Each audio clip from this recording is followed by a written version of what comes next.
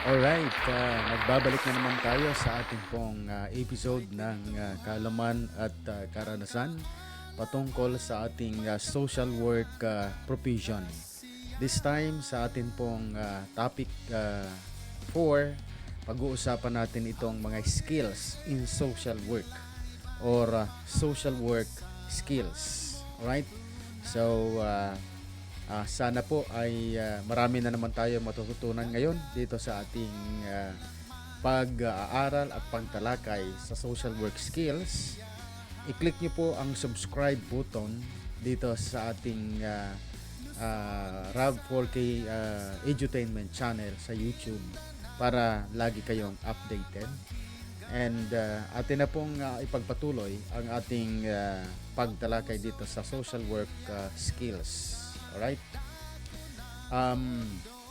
Alam naman po natin na yung atin pong mga social workers, hindi naman ho yan magkakaroon ng magandang pagpapraktis ng atin pong social work profession kung hindi sila skilled, no?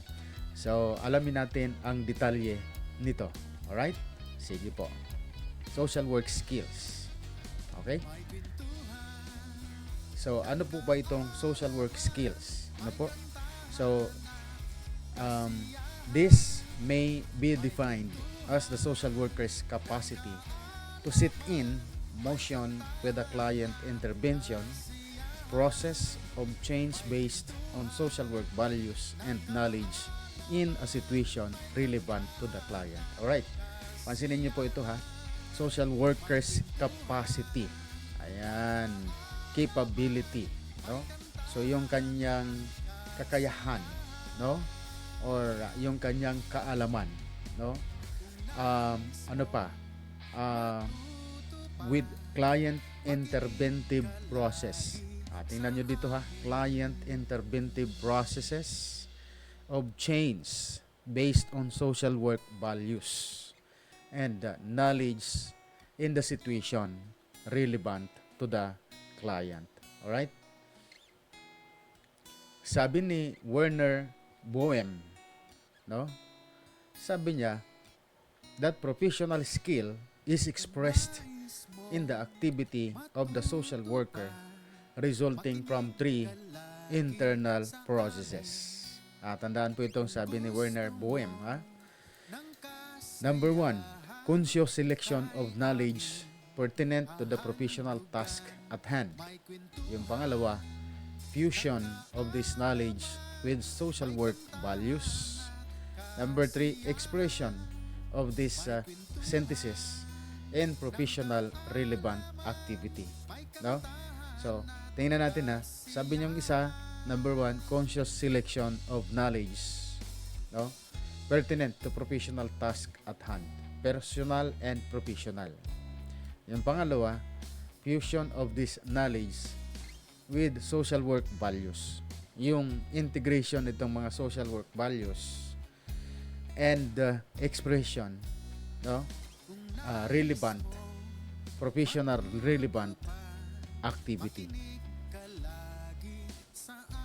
Now, ano ba yung sinasabi nitong basic helping skills in social work according to Naomi Brill, no?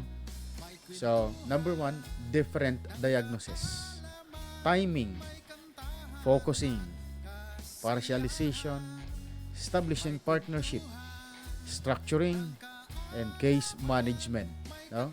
Sa Philippine context. So, pansinin ho natin ito isa-isa.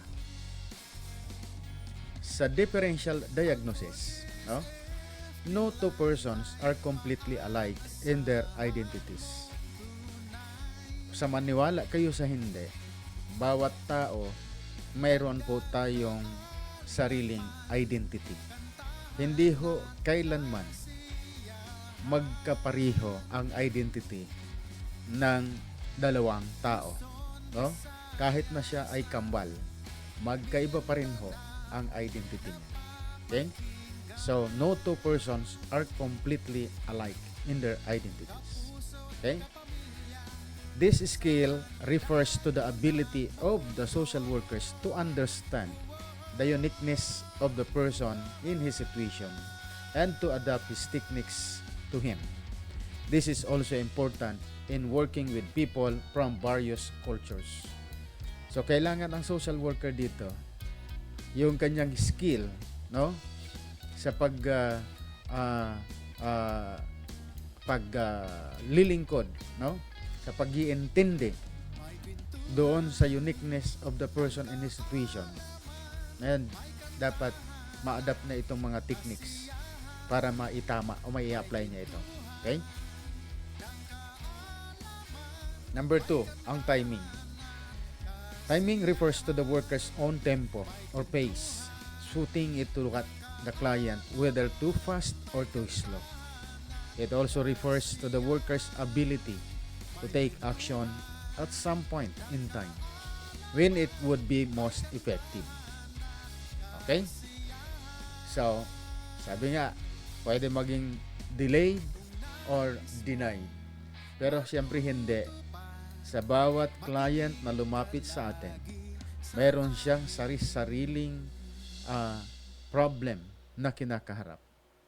Importante dito that the social workers ay marunong mag-identify at kailangan, no, nasa tama ang kanyang paggalaw. Okay? Hindi pwede dito yung judgmental, no? This refers to workers' ability to take action at some point in time when it would be most effective. Okay? Number 3, focusing. Refers to the ability of the worker to concentrate his efforts together with the client on the significant aspects of the client's situation. It also means not losing sight of the client and his presenting problem in the midst of the overall problems. So, kailangan focus ka bilang social worker. No? Kailangan mag-concentrate ka dito sa mga efforts. Siyempre, katuwang mo dito palagi ang client. And together, we can create significant aspects. Mga interventions, no? Mga makakatulong para ma-resolve ang iba't ibang klase ng problem na naipresenta sa isang social worker. Partialization. This refers to the ability of the worker to assess the totality of the problem. Minsan, napaka galing nating mag-identify ng problem. Mabilis din kaagad tayo mag-solution. No? So, dito sa partialization, kailangan i-break natin into small pieces, into manageable parts, yung iba't ibang mga kailangan intindihin, solusyonan sa ating mga kliyente. No? And we come up with prioritization. No? Tingnan natin na ang kliyente, no, ay kasama sa pag-iisip ng solusyon doon sa na-assess, na breakdown, na manage, na specify or na prioritize. And then from there, katuwang natin ang client sa pag-decide saan tayo magsisimula at saan tayo magtatapos. Okay? Partialization. So breaking all the concerns into manageable parts. Number 5 dito, yung structuring. This refers to the ability of the worker to determine the setting and the boundaries that are conducive to work to be done. Well, kailangan talaga ang social worker. So, you can focus, concentrate, and you can give best solutions to the clientele problem. Kailangan natin tingnan din at i-consider yung mga boundaries, no? Kung paano matatapos at maisasagawa ang lahat ng mga serbisyo. It includes yung physical setting, time frame, rules, and processes. it should be anchored on solid foundation but flexible enough to meet the client's needs. Ah? Structuring. And of course, itong case management. Ano ba itong case management? Madalas natin pinag-uusapan itong case management. Ano? This refers to the manner and timing and coordination in the delivery of social services. From the start of the client na lumapit sa atin, kailangan lagi tayong handa sa iba't ibang mga social services sa abot po ng kakayanan bilang social worker. Okay? Tingnan nga natin kung ano itong case management model ng social work practice. Okay? Ito ay Philippine context. Ano po? So, tingnan natin. Social work clients often have complex, multiple needs. This can range from providing food and transportation to psychological counseling and home care or shelter. Siyempre, handa tayo dahil maraming clients dito na lumalapit sa atin. Hindi lang isa ang kanyang daladalang problem. Marami ito. No? Hindi lang minsan hunger. Hindi lang ito minsan transportation concern. Hindi lang psychological ang kanyang kailangan. Maybe kailangan din niya ng assistance to home care or shelter. Ang social workers then who specialize in assessing these needs, helping clients and their families access needed services, and coordinating care among multiple service providers are known as social work case managers.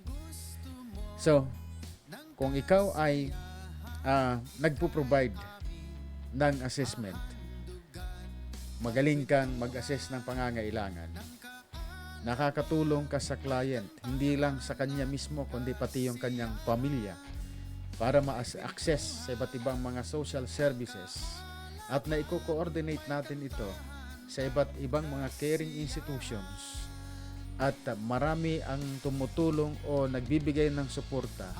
Ang tawag sa atin dito ay social work case managers. No? Which is common ito sa mga social workers.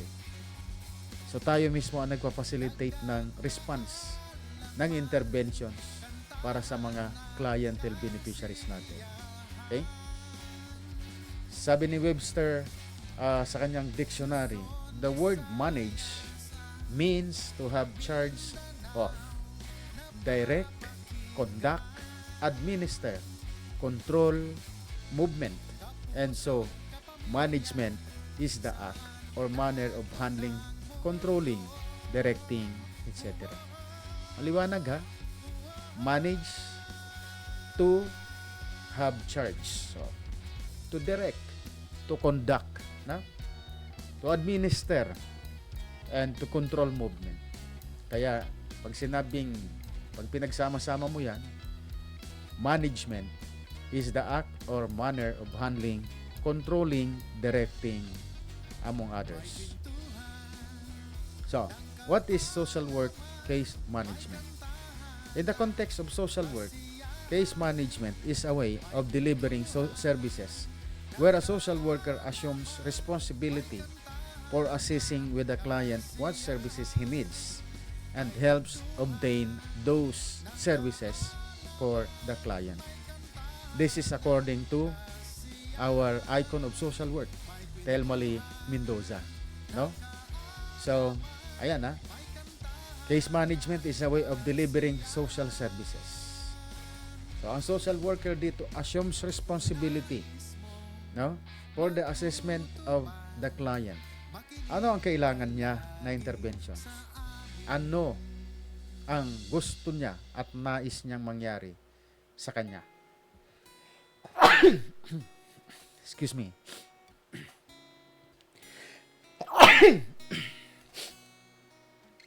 Alright. What is social work case management? No.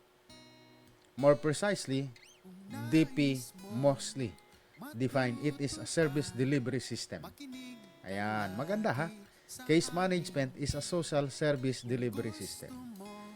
So, organizes, coordinates, and sustain a network of formal and informal support and activities designed to optimize the functioning and well-being of people with multiple needs. Ayan. Kung mapapansin mo, no? Yung word organizes, coordinates, sustains, network of various formal and informal support activities. Ito na yung ginagawa natin na service delivery system, no? Para maging bumalik uli ang ating mga kliyente, no? Sa social functioning at itong mga well-being of people with multiple needs. Sabihin, masolusyonan itong mga to. Hindi po pwedeng hindi solusyonan ito. Kung magaling tayo as a social worker, kaya ho natin na solusyonan. Siyempre, hindi mabilis ang solusyon. Step by step din yan. Pero ang mahalaga dyan, kung maintindihan mo ang kanyang problem as a social worker, no, sa client, masusolusyonan mo to lahat. No? Magbabari lang tayo sa timeline. No? Kasi hindi pwedeng bilisan ito. Kailangan may proseso. So, through these activities, the case manager seeks to accomplish the following goal. Number 1, promote when possible the skills of the client in accessing and utilizing these supports and services. To develop the capacity of social networks and relevant human service providers in promoting the functioning and well-being of the client, and promote service effectiveness while attempting to have services and supports delivered in the most effective manner possible. So, pag-usapan naman natin yung formal and informal support in case management. Sinabing formal support, this is provided by formally organized agencies and organizations which are paid to provide services. Pero pag informal support, these are provided by family members, friends, neighbors, co-workers with whom the client interacts in the course of everyday life. So, ito sa formal, mayroon tayong mga paid, no, service providers, no? Mga formally organized agencies ito na nagpapabayad, no, sa kanilang mga services. Sa informal, ay provided ito ng mga family members, wala itong bayad. Either ito ay basta ang gusto natin dito yung interactions with the course of everyday life, yung observations nakikita natin para makatulong ito sa intervention. Formal social support comes from what is termed as social support system. Ang informal social support comes from the person's social support network. Alright? Social support system and social support network.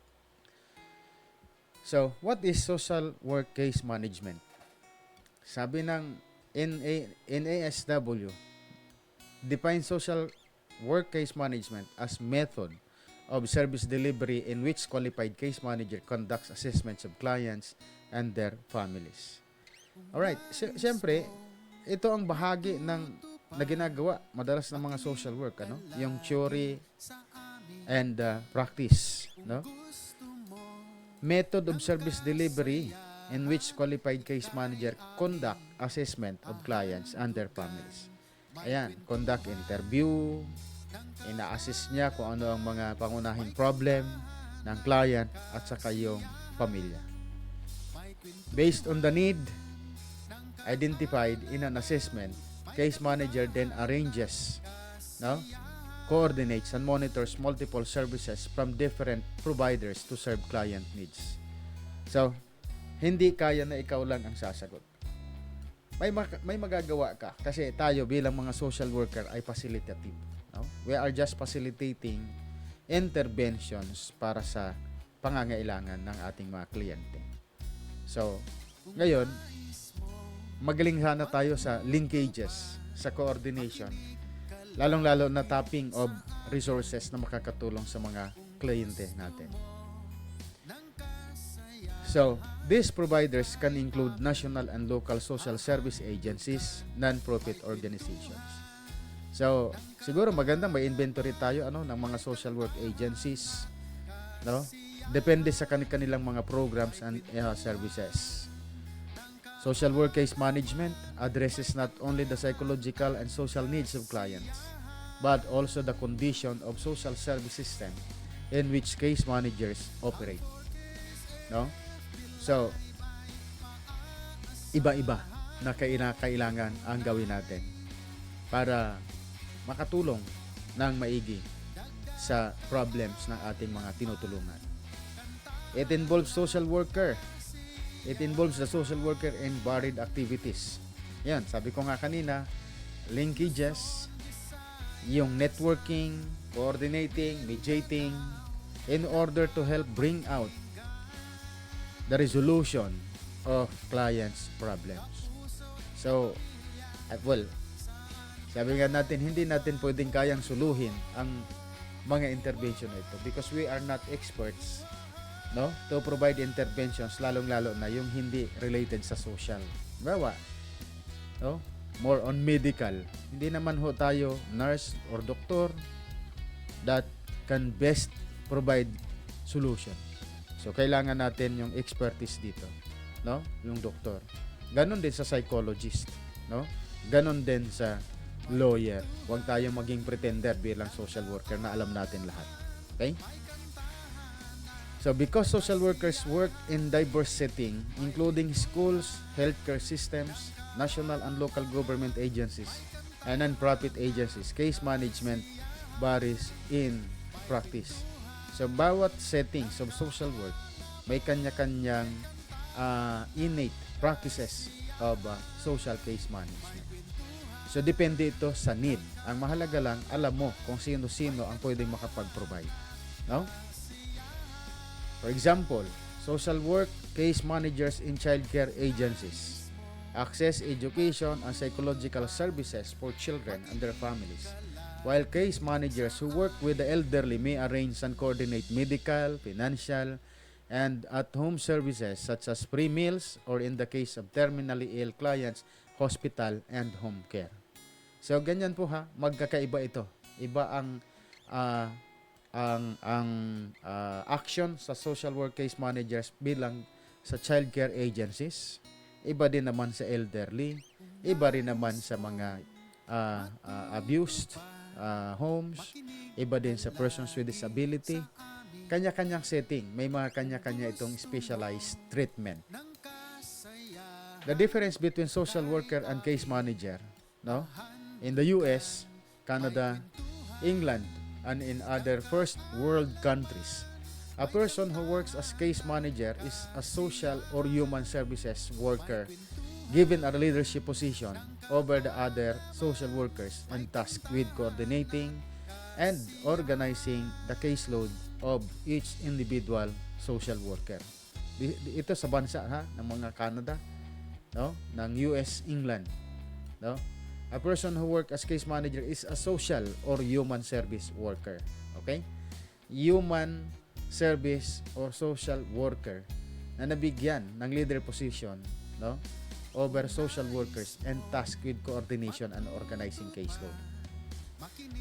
Many social workers are government employees. So, mga duties no? Mga duties and responsibilities. Sa karamihan sa kanila ay mga government employees tasked with investigation and maintaining contact with families and individuals na nakakaranas ng difficulties na nangangailangan ng government intervention.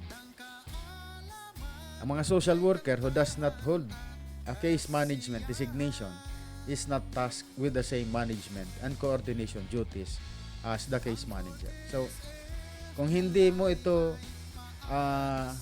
inatang sa iyo, hindi mo ito papakialaman. It will remain to case manager. So tayo bilang social worker sa ibang bansa kapag hindi ka inatasan or dinesignate, therefore hindi mo ito dapat ginagawa. Ibig sabihin, assignment based. So for example, the social worker maintains regular contact with the client, attends court proceedings, and makes court recommendations. Or social workers work with elderly patients without family, homeless individuals, and those facing substance abuse or mental illness.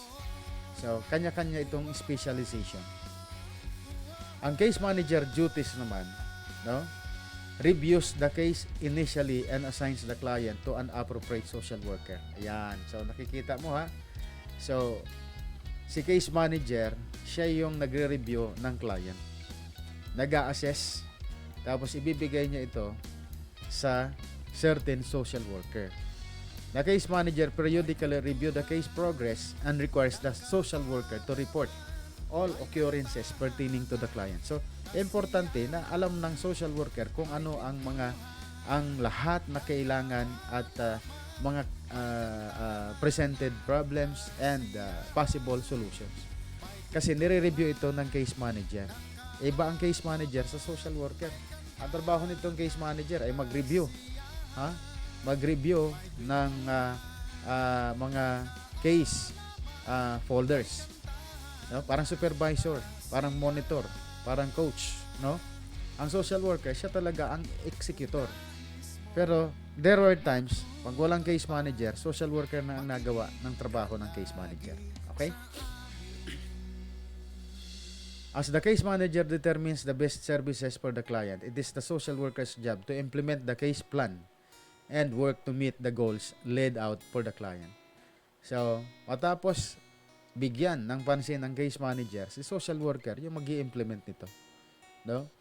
So, siya din yung mag-observe, siya magdo-document at the same time, siya po rin magagawa ng accomplishment and report to the case manager. Sa example, sa field of healthcare, no? Healthcare realm defines the roles of case manager and social worker differently. In a hospital setting, the case manager is tasked with coordinating the patient's insurance coverage, follow-up rehabilitation, hospice care, prescriptions, and any components of patient's recovery. The social worker in medical setting is responsible for offering counseling and support for the patient and his family during the recovery and discharge process. Of course, social worker makes certain the patient has access to community resources, if necessary, but does not have a role in speaking with health insurance providers or other practitioners. So, tingnan natin sa situation ng Pilipinas. No? The situation of multi-problem clients almost always calls for a variety of services that may or may not be provided by the social workers agency. And usually, the social worker assumes the role of case manager. Yan, yung sinasabi ko kanina, no? Na kapag walang case manager, karamihan sa practice sa Pilipinas, ginagawa ng social worker itong mga trabaho ng case manager. So, package into one person ito. No?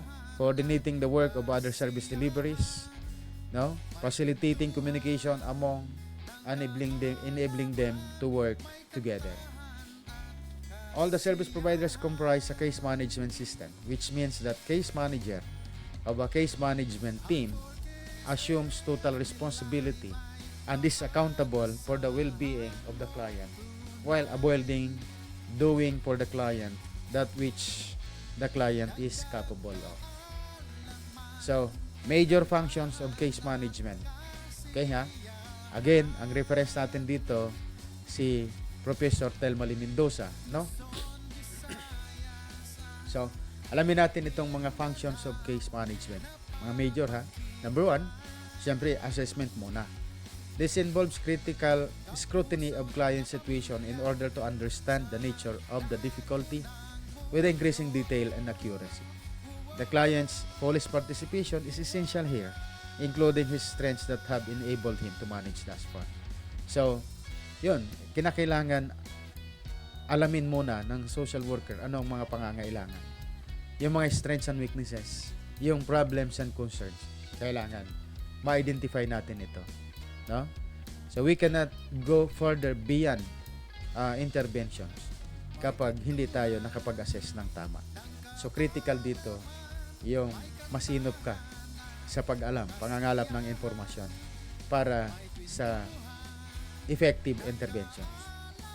Number 2, matapos mong i-assess, papasok ka dito sa service planning. Ito ay the case manager and the client develops a case plan. So parehas kayo ha, nagkakasundo, parehas kayo gagawa ng plano. No? Magkatuwang ika nga. Kasi sa intervention side dapat pareho, no? Kasama ang client sa pagplano. They will set a goal that is realistic, specific, and measurable, or in other words, is SMART, no? They have to agree on the time frame for the achievement of this goal, and the case manager will engage all involved parties in the development of the case plan, including the formal and informal sources of support. So ayun, again, mayroon tayong what is the problem, no? Isusulat natin ano ang mga problema niya, ano ang objective, no? Ano yung mga activities mo to respond the problem, no? At ano, kailan ito mangyayari, yung timelines, sino ang gagawa, ano, at kailangan ma-manage ito, no? Lahat ito nasusulat, at sino at saan pwedeng kumuha ng support para ma-execute ang lahat ng plans. Pangatlo, kung buo na yung plano, naayos na lahat ang mga problem, ay mga specific concerns, mayroon nang pwedeng sagot, then i-implement na natin ito. Implementation of case plan involves the network of needed services, is mobilized on behalf of the client, and the case manager works with the client by linking, coordinating, negotiating, and mediating services. And the delivery of services is monitored based on the case plan or the SMART plan, which is modified from time to time. Pagkatapos na implementation or habang ito ini-implement, pupunta tayo ngayon sa evaluation. It is done with the client to find out if the services agreed on were effective in solving his problem. Titingnan dito kung how effective are the problems. Kung hindi effective at may error siya doon sa problem, sa intervention, then pwede ulit itong balikan. I-enhance, i-evaluate, and then solusyonan ulit. No? Balikan ng pagpaplano hanggang sa masolusyonan. Panglima, yung termination na. The helping relationship is terminated following evaluation, and the client is informed of the conditions under which he may be accepted again for agency help.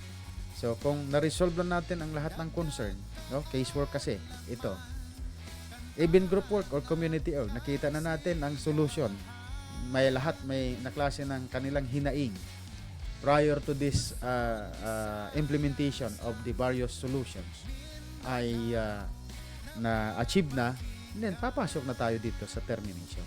Hindi na pwedeng pahabain pa. Wag na natin i-cuddle pa. Sabihin natin, na-resolve na. Kasi client po, nakita natin na ang client kaya na, no? Empowered na siya. And then, i-monitor na lang natin and i-guide na lang siya after. So, termination papasok. Pagkatapos yan, dapat may follow-up pa tayo, no? May follow-up and monitoring. This is done to ensure that the gains that have been achieved are maintained and that no new problems have emerged. So, kung monitored mo lahat ito, na-follow up, nabibisita mo from time to time, na-monitor ito, no? Nakikichika ka, no? Nakikimarites ka doon sa dati. Pwede ho, hindi na siya dapat kailangan bumalik. Okay? So, question. Should the case manager limit her work to coordinating and expediting service delivery, or should she also performs direct therapeutic functions? Anong sagot? Hindi. So, kailangan siyempre, huwag siyang malimit doon, no? So, dapat alam niya, no? Lahat yan. Okay?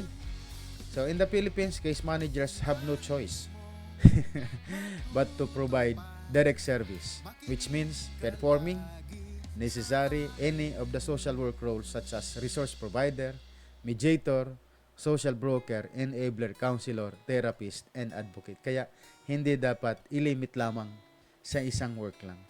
So talagang ang social worker dito is generalist, no? Sa atin. So just like yung inaral natin nung nakaraan. Generalist dapat, No? May mga specialization or fields of expertise, pero karamihan sa atin dito, one-man action man. Okay, generalist. Okay? And finally, an important indispensable task for a case manager, social worker is referral. Okay? So, kung wala ang available sa atin na services, no? Then ito ang magagawa natin is refer siya, no?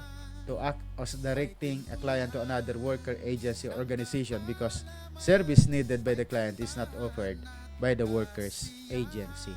So, best thing to do is to refer, connect them, to link them para ma-provide ang iba pang need ng client for better solution. So, a referral, however, is not just matter of informing the client what agency offers the service he needs and where to find it. This is an effective referral demands that the worker does her best so that the act culminates in service delivery to client. Meron tayong aspects of effective referrals. 4 ito. Una, information about resources. The worker should have a good knowledge of what resources and services na available, including where they are located, who provides them, and who may avail of them. This knowledge should always be updated. The worker should know the key persons in the agency and cultivate professional relationship in the interest of the client. Number 2, preparing the client. No? Siyempre, may involved din ito preparation. Hindi po pwede yung ipadala mo lang o paalisin mo. Kailangan piniprepare natin yung client. This means discussing with the client what the referral will involve and what referral agency expects to enable the client make effective use of referral agency. And this includes explaining the agency's policies and rules, clarifying the client's questions, giving instructions or tips, and name of contact persons, etc. Pangatlo, yung preparing the referral agency. And this involves sharing information about the client with his consent, a telephone conversation, and if necessary, meeting with attendant staff that are part of the preparation of the referral agency. The worker has to prepare a referral summary on the client, who should also receive a copy. So, same with the preparation of the client, pati yung agency din na papupuntahan ng client for referral and for interventions nitong client natin, dapat mahanda rin sila. And next is follow-up. And this provides the worker with an opportunity to review whether the client is receiving the expected services and is moving towards the objective.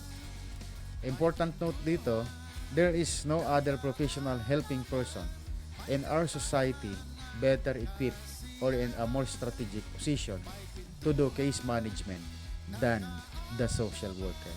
Dito tayo hinubog ng eskwelahan. Dito rin dapat natin gamitin sa magandang practice ang lahat ng mga alam or kaalaman natin na bunga ng teorya sa eskwelahan at maging sa ating karanasan. Okay? So, dyan po magtatapos ang atin pong discussion on social case management, Philippine context. Ano? So,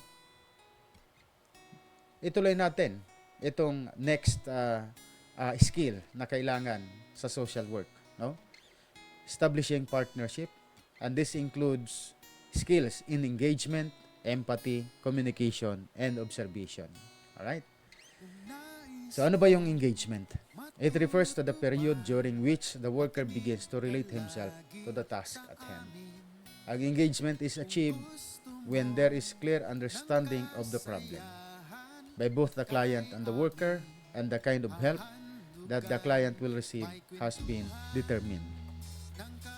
Empathy refers to the ability of worker to put himself in the shoes of the client so that he can understand the thoughts, feelings, and behavior of the client in relation to the problem or situation. So, kailangan natin bilang social worker, we need to put our shoes, no? Ourselves to the shoes of our client. Siyempre, kailangan dyan yung mayroon kang relationship, ano? Yung trust issue nga. So, pag nagtiwala ng client sa atin, then mag-share na siya ng mas marami pang problem, no? So mas maintindihan natin sila, so, yung empathy. Okay, when there is empathy, the client is encouraged to share more about himself. And communication, it is the reciprocal process or exchange of thoughts and ideas between the worker and the client with the intention of transforming new information into new behavior. Communication may be verbal, non-verbal, or symbolic. And lastly is the observation. It is noticing and paying attention to what is being verbally said or non-verbally communicated, relating or focusing it to the objectives, purpose of the interview or the discussion. Alright, so, ayun. Ito pong mga skills, no? Ito pong mga skills ng social work ay napakahalaga nito sa atin. Okay? Lahat 'yon na pinakita na mga skills in social work, hindi ho dapat ito binabaliwala ng atin pong mga social worker. Kasi bahagi siya ng social case management. Mahirap na hindi natin ito alam at ipagwalang bahala natin ito. Kasi hindi tayo magiging professional service providers. Hindi tayo magiging effective solution makers. So napakahalaga na lahat ng mga skills na na-mention natin dito ay mai-apply natin, mai-practice natin sa lahat po ng antas ng kliyente natin. So with that, I hope na natuto na naman tayo sa atin pong pag-aaral, sa atin pong skills in social work, no? Na episode or topic natin ngayong araw. So sana ho ay marami ho tayong napulot na aral at magamit ito para sa lahat. Okay? So with that, maraming salamat po, and don't forget to follow and like yung atin pong video for today. Maraming salamat po and magandang araw.